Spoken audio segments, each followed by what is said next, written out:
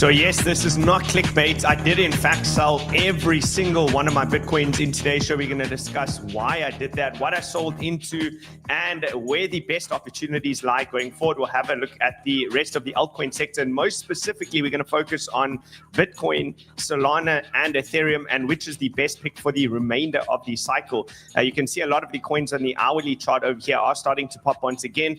You had that drop in the USDT dominance, which we were looking at yesterday, but the question is there going to be sustainability in that drop? That drop in USDT dominance is causing the spike up within the rest of the altcoin sector. And of course, you need to see that continue towards the downside if you want the altcoins to pump. We're also looking at the potential breakdown of Bitcoin dominance as we're coming into a very, very key place and point in time within the market cycle. So smash the like button, hit the bell notification, and subscribe to the channel if you're not already subscribed. We have so much important stuff to go through. This is very, very, very important things. It's very rare that I make these types of decisions. So stay tuned until the very, very end of the show. You can see over here, if you look at the total liquidations, as well as the 24-hour long to short ratio, it's kind of come back to parity over there at a 50-50 ratio. And you have the last 24 hours, very low liquidations, which shows you that volume is starting to drop off, right? So we need to keep an eye out on that 7-day daily exchange volume to see that this continues to tick towards the upside. Remember, the key point that we wanted to see flipped over here is very similar to Bitcoin flipping that prior all-time high at $69,000. When Bitcoin was able to successfully flip the $69,000 level from resistance into support, it absolutely catapulted prices much higher, and we very quickly reached near to that $100,000 mark, right? So just shy of that $100,000 mark. Now we need to see the same thing take place over here, which is a defense of that $100 billion mark, which is coming in exactly where the 7-day moving average is. We want to see that hold that level. We want to see a consolidation or a markup from this phase. But as we lead into the festive season, there is probably going to be a drop off in the at least the volume within the market, right? So happy Thanksgiving to all of the US audience out there. I'm sure most of you are not awake yet, but when you are awake, happy Thanksgiving over there. So with the drop off in volume, if we do get a little bit of a sell off and apathy within the market, you should also see a reset in the crypto fear and greed index. And it's my belief that this will kind of be your last opportunity to establish longer term positions that you're going to hold for the next, let's say 3, 6, and maybe even potentially as long as 12 months. This will be the last chance to get low risk entries into the altcoin sector. So best you stay tuned, best you stick through every single day and pay attention to the markets, because that is where you establish, your best positions is during the boring times where nobody else is interested. So if we look at the overall the YouTube views, well, there has been a notable uptick and a spike over here, but let's assess whether this holds up over the course of the rest of the year. And then we can expect that leading into 2025, which is going to be the ultimate bull season. We should see that rapid increase over here in the YouTube views. And you need to see those YouTube views go up to align with this in terms of sustainability of new volume coming into the market, right? And the big thing that could bring that and that next phase of attention, because remember, it always works in phases, right? We reach that $100,000 mark. I mean, we missed it by a couple of cents, but what would bring the next area of hype or the next phase of hype into the market? It's probably going to be this, which is going to be a breakdown of the Bitcoin dominance. And this is a bit of a preemptive decision and signal, but you do have the very, very early warning signs over here that Bitcoin dominance is going to break down. Now, remember, if Bitcoin dominance is going to break down and you positioned in strong altcoins, that means you're going to be making more Bitcoin by holding those altcoins, right? It means that if Bitcoin does go up in USD value, the strong altcoins will be going up at a higher magnitude than what Bitcoin is, right? Maybe anywhere between a 2 and 3 ratio. For every 1 point that Bitcoin goes up, your altcoins will go up 2 to 3 points. But that only happens in this environment where you see the Bitcoin dominance breaking down. We've been focused on this level for such a long period of time. And I've kind of made the decision, not in the short term, but for a longer term perspective, that ultimately, between now and the end of the year, I wanted to be out of Bitcoin and fully exposed to the altcoin market in anticipation of this breakdown of the Bitcoin dominance. And I made that decision, right? I've made that decision. Hence, I've actually sold out of my Bitcoin, the Bitcoin that I bought all the way down from the lows between $16,800 and $19,200 with an average entry price, I believe, of somewhere around 17.5, 17.6. Those Bitcoin have now parted ways with me and have moved into one altcoin, right? So I'm going to share with you in today's show which altcoin that is. Maybe Hdit, you can put up a poll over there. Let's get them guessing. Which altcoin do you think I moved into? Is it Ethereum or is it Solana? It's one of those two. And I'm going to share the thesis of how I came to that decision and why I made that particular pick. So it's between Ethereum and Solana. Vote in the comment section. Go to that poll, vote over there. You can also let me know in the comments what you guys think, and I'll share my reasoning for why I've done that, right? So this is, again, a higher time frame analysis. This is a spot trade. This is something that I'm looking to hold for pretty much the rest of the cycle. Now, we always need to establish, invalidation levels, and we need to look to the charts day in and day out. And if the charts suggest that my ideal thesis is wrong, of course, I'll bail out of that position and I'll easily make a switch. That is the power of being a trader, right? Versus an institutional investor and an institutional trader. When you're running a fund, you need to consult a whole board of directors to make your decisions. This is the power of being a retail trader or investor, is you can make the determination when you want to jump in and out of something. And if you're wrong, you can reverse that decision. Whereas typically, if you're in a massive fund, you're going to have to try and defend that bias. And they typically only make their decisions after quarterly closes within the markets, right? So I'll keep you up to date with that. But essentially what we're looking at over here is Bitcoin dominance really pressing into that order block over there, which is exactly where we're looking for the swing failure pattern. Now, it's not to say that you won't get another spike up. In fact, I would think it's very, very likely that you might get one more spike up like that, maybe coming back towards some of that wick over there to fill that inefficiency, grab some of the liquidity, and then roll over. But at the end of the day, I don't really want to take the chances purely based on the timing factors that we looked at, where we expect and know that 2025 should be the year where Bitcoin dominance breaks down in a big way. And at the end of the day, whether I exited my Bitcoin position between, we'll draw a line or box over here, whether I exited it between this level or this level over here doesn't really make too much of a decision. It's all about how you are charting it against a specific pair as well. So whether I left it between the bottom of the box, the top of the box, when at the end of the day, Bitcoin dominance is probably at the very least coming down to here, and the base case probably coming all the way back down to here, that doesn't really matter, right? The point is I should be making a whole lot more Bitcoin. You can see over there, that's going to be another 8%. That's going to be another 20%. And that's just your very, very conservative case. You're probably coming all the way back down to the bottom, which is around a 33% drop off over there. So giving you that high time frame yearly perspective, you can see 3 years up, 1 year down, right? So you had the first 3 years of Bitcoin's history with the altcoins. Not many altcoins. So looking at the Bitcoin dominance, pretty much just held flat near 100%, because for the first 3 years, it was really all about Bitcoin.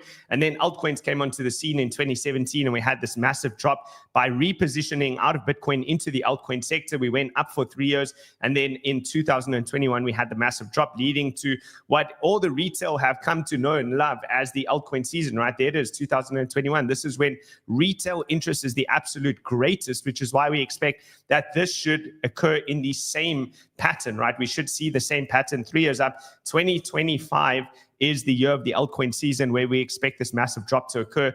And at the end of the day, we mapped out the various different criteria. We looked at the 2017 candle over here, and then looking at 2018, 2019, and 2020, when Bitcoin dominance continued to rise, it met that 50% level, actually breaching narrowly over the top of that, and then the next year it drops, right? So we've seen the same thing when you measure out the candle from top to bottom, and you look at that 50% level. Again, prices in terms of Bitcoin dominance denominations, we are just above that 50% level, and we're looking for a drop coming very, very soon. But that's not the only thing. If we look at, of course, ETH BTC, which we have focused on really a lot over here, we're looking at a major bottom forming over here. And again, it's not to say that this can't come down one more time. It hasn't actually broken structure yet. Remember, we've spoken about the break of structure occurs when you clear that yellow line. You should see price clearing above that level, creating a higher high, and then you would actually look to allocate into the next high low. So for the very conservative people out there,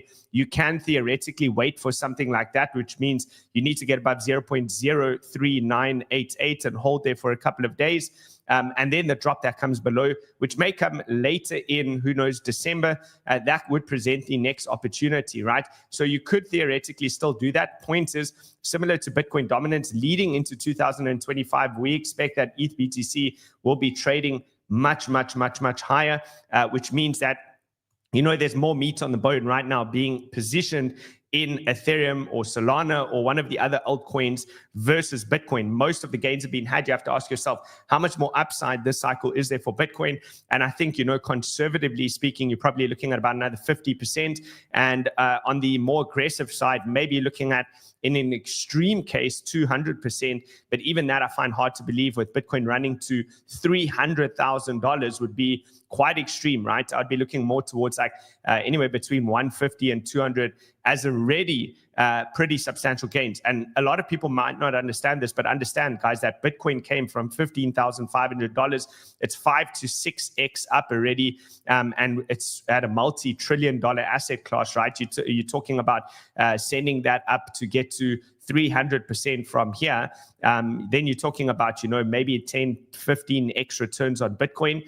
With such a large market cap, it becomes really difficult, right? Really difficult. So having a look over here, we know that Bitcoin quarterly returns as well are the best in Q4, while ETH's best quarterly returns occur in Q1, right? Hence, part of the reason for this decision-making process, most of the market are going to catch on to this leading into January, and they're going to start to understand that, you know, maybe ETH is where it's at, right? ETH is where it's at. We start to see that bottom formation occurring over here and a big spike up in the ETH BTC ratio, and that's where the interest is going to come into altcoins. At the same time, I would expect Bitcoin dominance to break down, because these two charts are almost entirely inversely correlated, right? So falling wedge over there coming into support, rising wedge coming into resistance. It's almost an inverse correlation. So you're looking to trade out of one and into the other, right? So that's what we're looking at over there, right? We're looking at USDT dominance. You can see finding a little bit of resistance over here. This is going to take a little bit of time to distribute. And to be honest, the longer this takes, the better, because the bigger the next move will be towards the downside. But essentially, we don't want to see this breaking back above the white line over there at 4.23, right? We did see in the prior cycles, I do just want to remind you, let me go on to, because I'm on the 4-hour time frame now. Let's go on to the 3-day time frame just to give you that perspective, right? This is the USDT dominance, and we have seen before the USDT dominance really take its time to set in a major bottom over here and bounce, right? If you look at this period over here, this was in January 2021, leading into May of 2021, which took 126 days. And once you bounce out of this level over here, that basically created the top for Bitcoin. Bitcoin topped over there and then led into the bear market, right? So we do need to be careful of that. It doesn't line up with the timing thesis that I have personally, which is why I'm more inclined to believe that this is going to break down and lead into one of these low levels, possibly 3.28 to 3.69, right? Those are kind of the target areas where you should find the next major support for the USDT dominance. This going down is good for crypto. This going up is bad for crypto, because it means money's flowing back into Tether, right? So, okay, cool. Let's look at the stock markets. Everything looks very healthy over here. Everything trading near all-time highs. I don't want to harp on this too much. It's super bullish. You can see the trajectory of these trend lines are now starting to get higher and higher. What I mean by that is that this is typical as you lead towards the end of the cycle, right? If you look at this over here, this is essentially the makings of a parabola, right? You see things start getting steeper and steeper, and then it becomes more and more unsustainable, and that leads to the blow of tops. But on the stock market, you know, this could take some time. If you look at this, you know, you could be following this trajectory. If you are following that trajectory, that could easily lead into super high prices on the Dow Jones, on the S&P 500 and NASDAQ, leading into, you know, Q3, Q4 of next year. So we'll continue to monitor this, because it is very important in determining where Bitcoin and where crypto is going to go next. We saw MicroStrategy bounce near that 50% level, and we spoke about the next key point we want to see is we want to see MicroStrategy get back above that 0.382 level, which is this light orange line over there. We've now got above that. We want to see a bottom formed over here, right? There might be a little bit more chop. I think that, you know, the next 2 weeks are going to be a little bit challenging for the bulls. The bulls are really going to be trying tooth and nail to defend price from breaking down. And if they can do that successfully, they should eliminate most of the at least downward pressure with bears trying to take over. And then we should see a proper spike up over here on MicroStrategy and continuation high, which will of course be good for crypto as well. Now, the reason that I say the next 2 weeks is because you guys know it, we do have the bear moon coming up, right? The bear moon is going to be coming up very, very soon. I think it starts on Saturday. That just simply means 2 weeks of consolidation and a bit of pressure. And we spoke about the TD9 sequential count coming in on that 9 count top over there. That means a 1 to 4 candle correction. We've spoken about this. The correction can be only 1 candle like this, and then we can just continue up, or it could be up to 4 candles of running sideways or even potentially down. Now, I know a lot of people have very, very low targets. The most optimal TA target would be a knockdown into this SR flip region, back testing that as major support at $73,000, and then running up from there. That would fill the CME gap. But I've seen the story before. What often tends to happen is these levels get front run, and that's why at least the people that have followed me for a long time, I have really driven into your head how important it is to build your positions at the major lows like we have at all of these major lows over here, so that you don't have to be forced into that tough decision-making process of what to do when prices are running up here. You simply established, and you just need to hold onto those positions. And for us, it's just a matter of determining when do we actually want to exit those positions for profit. It's about, are we going to make a lot of money, or are we going to make an absolute ton of money, right? At the end of the day, we are making money. We are already massively in profit. And for those of you who have been around for a long time, I would recommend just continue to hold your positions over here. If you're lucky enough to come down into these low regions, and you have new capital coming in, you can add a bit more of that money into the market. Otherwise, simple as that, just continue to hold. Consider rotating possibly some of those profits into other things like I've done, which we're about to still discuss, whether it was Bitcoin, whether it was ETH or Solana. We're going to discuss that in just a moment. We're just finishing off here with Bitcoin, right? So the clear area of interest over here that you need to keep an eye out on is the 67,682 pivot level. This is your previous higher low that occurred on the daily time frame. So all of this is theoretically a higher high. We don't know where it's going to end, right? This could just continue to rally up, but eventually you're going to break this down, right? So maybe you just continue to do this, and eventually you're going to create a higher high, right? When you start to break down and you see something like that, that becomes the next higher low, which is why I say if you have your positions established, you're already well in the money. There's no point trying to get cute over here, because what may happen is you may just be forming a trading range, right? You could just be ranging between these two levels, between 90,000 and 100,000. That's a big $10,000 range, and then price could rally up, right? As you can see over here, as we come into, I think it's on Saturday, we are going to be printing the next bear moon. You guys have seen it before in action. The bear moons typically create a little bit of a consolidation or short-term pullback, and the bull moons, if you look at them, create those pumps, right? Bull moon, and then over here, bull moon, right? So the bull moons create the pumps, the bear moons create a little bit of a consolidation or pullback. So the most ideal case for the bulls is just going to be to see them hold it up over here, defend this as a consolidation, at which point you can view this as a new bull flag that's going to be developing, right? You got your pole, price runs up, starts to create the flag over there, and then the measured move of that next breakout, which may come towards the end of the year, beginning of next year, will anyway still take you towards that $120,000 target, which means much higher, right? Much higher. And that's probably where you see this consolidation, like so many of the other Decembers, might lead to that breakdown in the Bitcoin dominance over there, and then that money flowing into things like ETH and Solana, right? So we're going to talk about that in a little bit more detail. Just finishing off over here with Bitcoin on the very low time frame. So again, we have between that $90,000 and $100,000 level is your potential $10,000 trading range that's currently forming. Now you can see prices trying to bounce right now off of the 50 and 200 EMA on the hourly time frame. We'll continue to observe this. If you cannot get back above this wick high over here, expect that there's a possibility that you may go all the way back down towards the range low, which could be as low as 85,000. I told you this is where I believe the majority of the buy orders will be set, is going to be at this $85,000 level. And if you switch onto the 4 hour, you'll see how that lines up. Remember, you do have currently your 200 EMA, which is rising. That's going to be a major support level, right? So in summary, basically, watch as price action unfolds today. if bulls can get price action back above this $97,000 level, which is pretty much where that 4-hour candle wick occurred, then expect that price is probably going to rally into new all-time highs, and this is going to be then confirmed as your next major high low. If you do reject from this level and you start to lose the 50 EMA, well, you're going to attempt to bounce one more time at 92,000. If you cannot bounce from 92,000, then the obvious area of interest is going to be 85, right? Then expect you are going to be going down to 85. And this is a real possibility in a low volume environment as we lead into, of course, Thanksgiving and we move towards the festive season. Sometimes interest dies off. Stock markets also drop in volume the next 4 or 5 days, right? A lot of people be taking a long weekend in the US.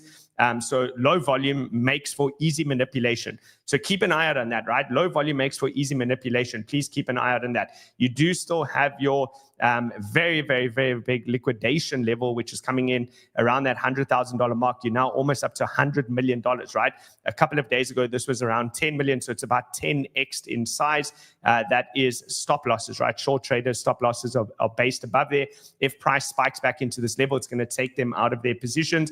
And then we're also seeing over here, if you do look at the funding rates average, this was spiking high yesterday, again, dropped off in support of what we said over here, potential low volume coming into play. So we want to see that 7-day exchange volume hold above that 100 billion. That will be a very, very healthy sign and a sign of strength, right?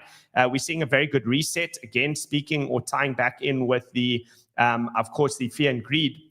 If we go more into the neutral territory over here in the form of a sell-off, if Bitcoin drops to 85K, which is where I think the majority of the buyers will step in, and this drops down into neutral, maybe get like a 55 to 65 read over here, then simultaneously you're going to see that flush occur on the funding rate heat map in terms of, late longs that open up leverage positions. And that's basically their liquidation is going to be your final entry, I believe, to get into at least low leverage trending positions, right? That you can hold for a trending move, for the next trending move that occurs as Bitcoin breaks above that 100 to $120,000 level. And we see the altcoins rally, right? The breakdown of Bitcoin dominance, the rise of ETH, BTC, and altcoins rally. So get your accounts ready. If you don't have an account to trade on, I can recommend Blowfin, right? Firstly, they have the same marketing materials as us, right? Whale and Blowfin, it's like fish. So if you look at this over here, you get an opportunity to participate in a $1 million prize pool, which is still running. That competition, you have 2 weeks left, right? 14 days. They have one of the lowest fees, safest places to trade with their fire blocks. So pretty much no risk of getting rugged by the exchange where they run away with your money. And I think the best benefit of all is there's no KYC, right? So you don't have to give your passport or your electricity bill or your kids' birth certificates or any of those things. Literally email address and you're in, right? So that is Blowfin. Okay, total cryptocurrency market cap. One of the most important things to be looking at, because this also lines up, of course, with that 7-day exchange volume. It shows us how much new money is still coming into the market, and you can kind of use them to fact check each other, right? Is there new money coming into the market? And the answer is yes, right? The money that we have in the market right now is almost the same as what we had last week, when everything felt much better and felt a lot more exciting, sitting around that 3.25 to about 3.4 trillion dollar mark, right? So we want to see this continue to rise. At the end of the day, this is a big breakout that should not be denied. It's a massive cup and handle formation. You're coming off a long-term trading range as well, and you've started to leave that trading range with multiple candle closes outside of the top of the range high over there. That shows massive sign of strength. You are coming into 1.618 fib extension, which is why there is a bit of resistance over there. If you can get above that level, then it opens up the possibility to add another $1 trillion into the total cryptocurrency market cap, right? That would bring in, percentage-wise, about another 30% move. And if you establish in the right altcoins and you get that 30% move, whilst at the same time you start to see a breakdown in Bitcoin dominance, that's where your top pick altcoins, what are top pick altcoins? Top pick altcoins are coins that are strong against Bitcoin already. That's where they get like turbocharged, right? That's where you add rocket fuel to them as they move up. So what are we doing here? What are we doing? Which one? Is it going to be Solana? Is it going to be Ethereum? Which one did we move into? So I gave an entire analysis over here in Whale Room. If you do want the full deep dive, remember, guys, we're running a Black Friday special on this right now. I can promise you, you will never, ever, ever, ever see it cheaper ever in the history of Whale Room ever again. Use the sign up link below if you do want to jump in and you want to join. You know, maybe if you have $1,000 trading account, this is probably not for you. But if you have a 10,000 or more size trading account, this is going to add immense value. We recently ran a poll to see, you know, what is the average Whale Room member trade with, and it seems to be serious size, right? I think the vast majority are between 50 and 250,000, and we even have a couple of people trading in here with over $10 million trading accounts. So that was very, very interesting. For those of you who have not yet completed the Whale Room poll, please go and complete it. It is in here, right? There's a poll section where you can go and vote. Let me just see, where is it here? Somewhere on the bottom. There it is. If you're in Whale Room and you haven't yet voted and you're watching this, please go through. It's completely anonymous. We'll never know who you are. The reason that we're asking this is because I need to know how to pitch to you guys what your best plan of action is going forward, right? I will talk differently to people with $10 million or more as I would with somebody that has a $2,000 trading account. Now, we value all of you equally, whether you have $2,000 or $10 million, you know, is irrelevant to us. We're here to help you to get from point A to point B. And you're going to take a different approach, right?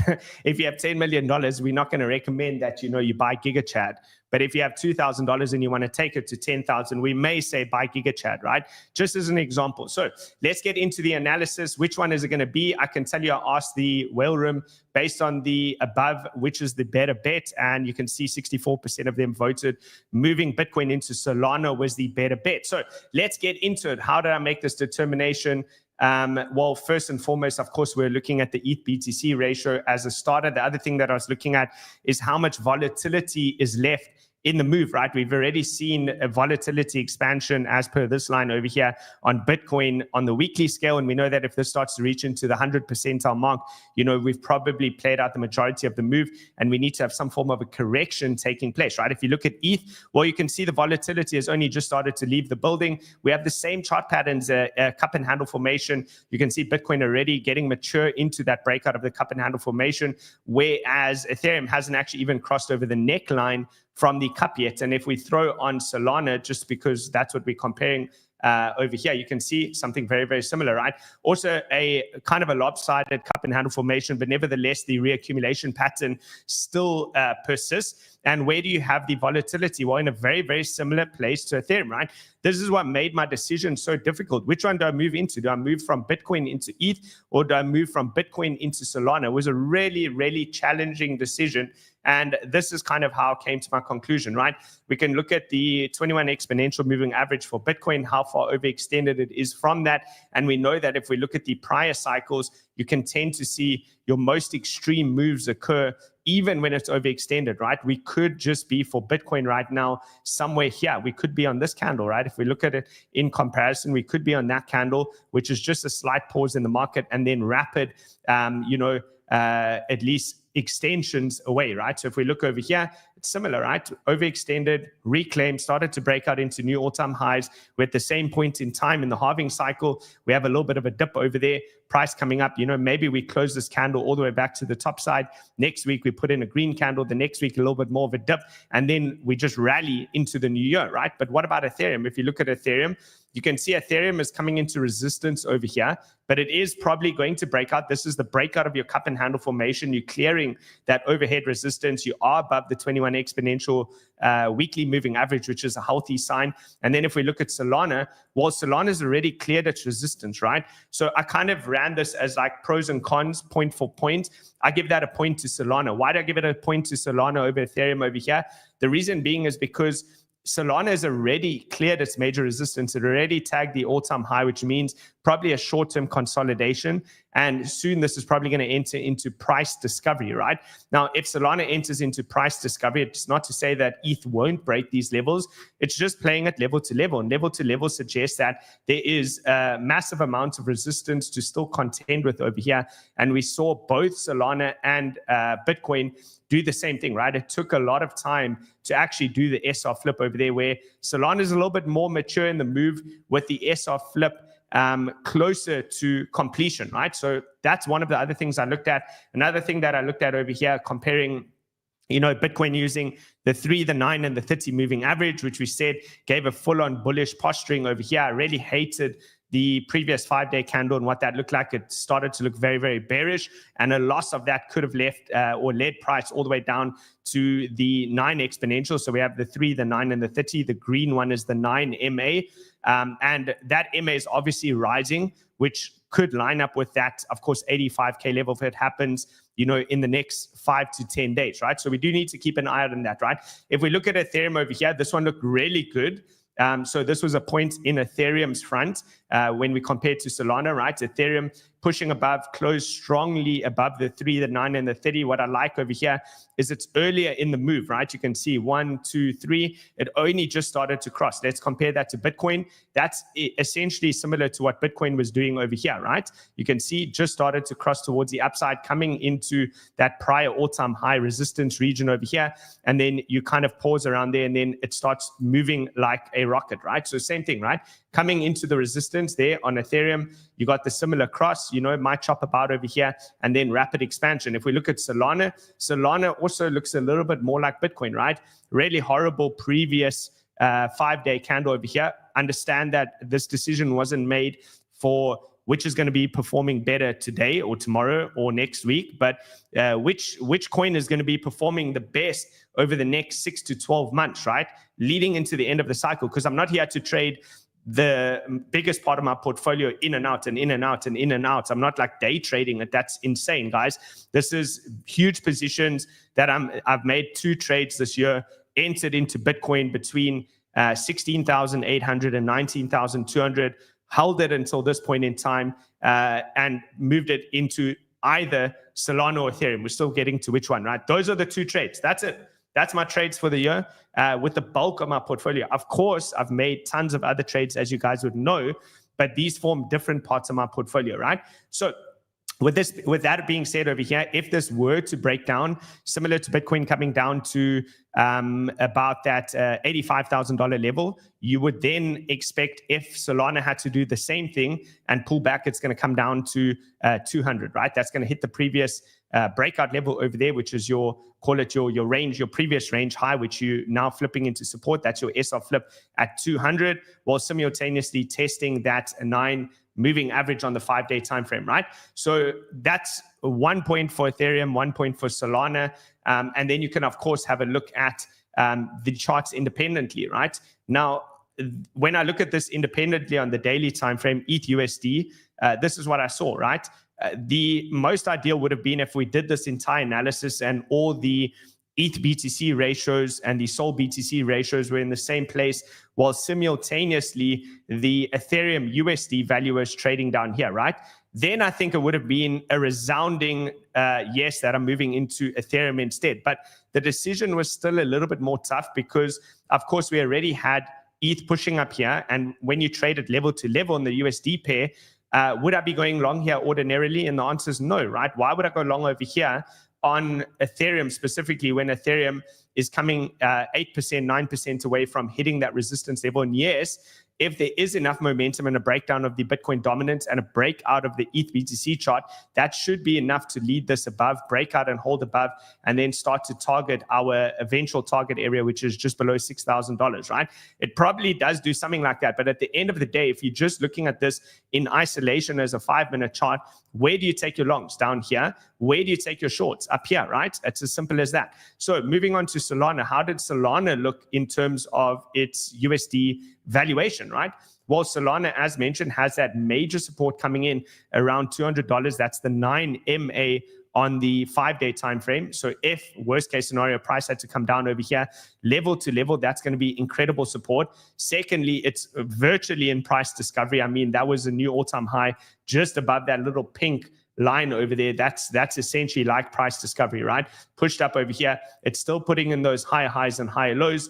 You obviously want to see continuation and get above this level as quick as possible. So for me, evaluating the USD pair, I would, if I was entering with fresh liquidity today or yesterday, the better opportunity for me was to rather move into Solana, right? I would have rather, between the two of these, I would have chosen Solana. So it's like 2 points for Solana, 1 point for Ethereum. Now, there's a lot more that we did in terms of the analysis. I think for that, I'm probably just going to, let's just double check over here.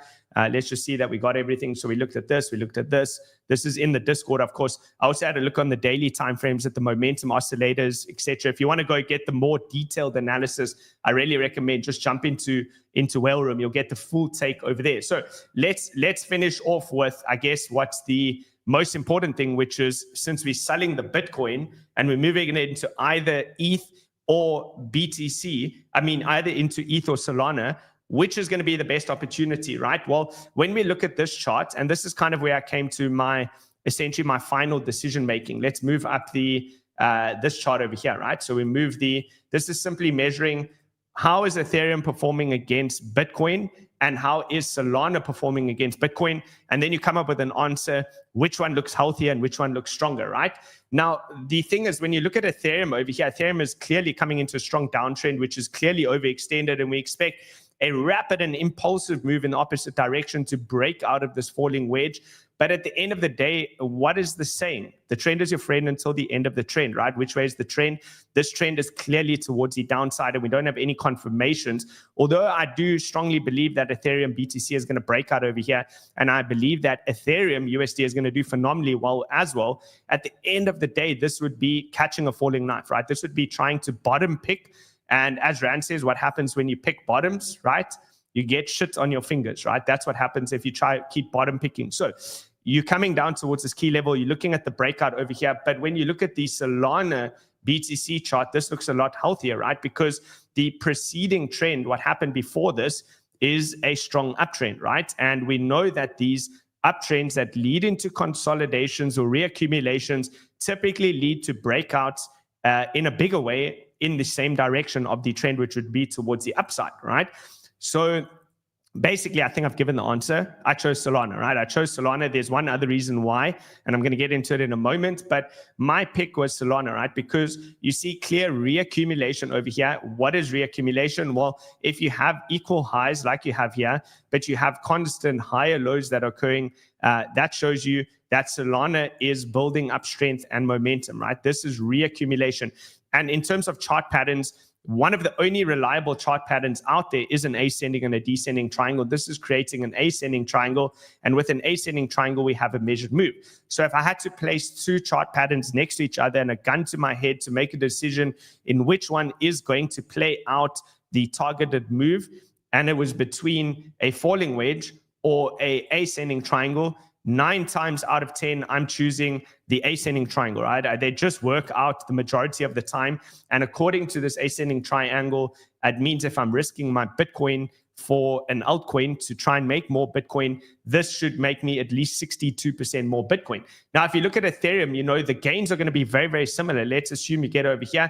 This could potentially trade all the way to the top side over there in terms of, you know, working out a measured move based on a falling wedge. Your target one is going to be over here. So TP1, TP2, and TP3. Let's just assume you hold this thing all the way for TP3. That's going to give you 120% move, right? If you go to the most conservative target, it's going to be an 85% move versus 62%. But the thing is with Solana, if it does break and hit that measured move, that doesn't mean it's the end of the move, and it already has all that momentum in its favor, right? What we could also do over here is we could view this, you know, as the pole portion of an extended flag, and then you can see that starts to take you to the 0.0050, which from current levels is 102% up. So it's like splitting hairs. They're going to be very, very similar. I must be honest with you, very, very similar. And the other thing that this has going for it is it's also coming into the mid-range, right? So personally, I found a better opportunity to find the entry on the USD pair. I found a better opportunity to find the entry on the BTC pair.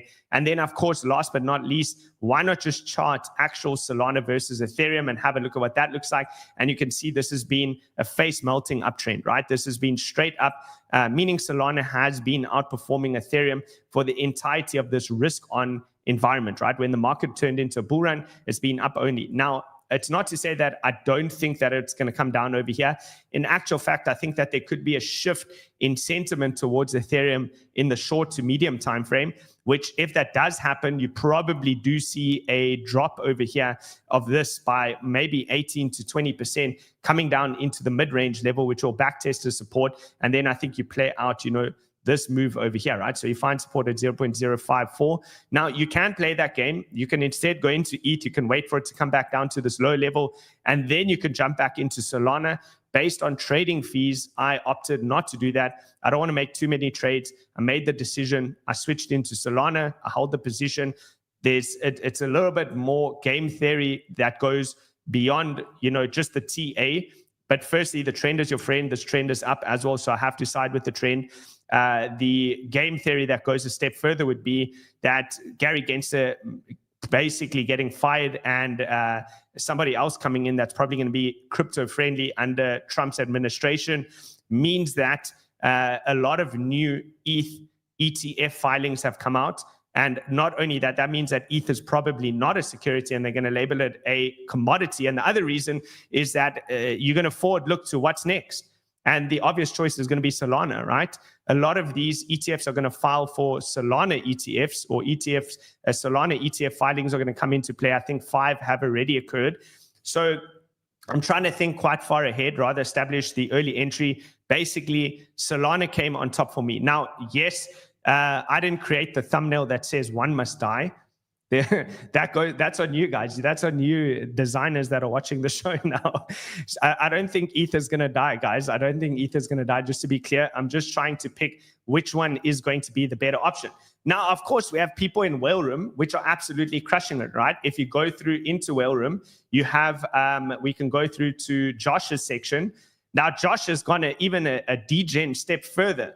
And he's moved from Solana into Phantom, looking for the even higher beta play over there. So you guys can join in. This is all, again, going to be dependent on your position size, right? How much money do you have?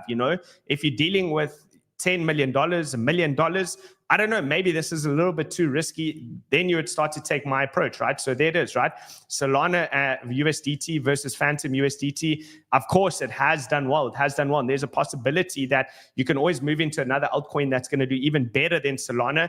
But it comes with increased risk, right? If the market goes down, we know that these coins are going to rug very, very quickly. And I'm not sitting there with a trailing stop loss on the 5-minute time frame, right? These are longer time frame trades, right? So there is a lot of opportunity. I really encourage you guys. You're missing out so much alpha if you're not already in there. Most of the members have made their money within the first week. Their entire yearly memberships they make back in the first week. So if you do want to join the wealthiest traders in the world, Black Friday is now. Now is your opportunity to jump in, right? This has been quite a long session. I think let's close it off over there. That is the thesis. That's what I'm looking at. I hope you guys enjoyed it. Jump into Whale Room. Learn from us. We'll learn together. I'll see you all on the next one. I hope you all have a lovely day. And cheers for now, guys.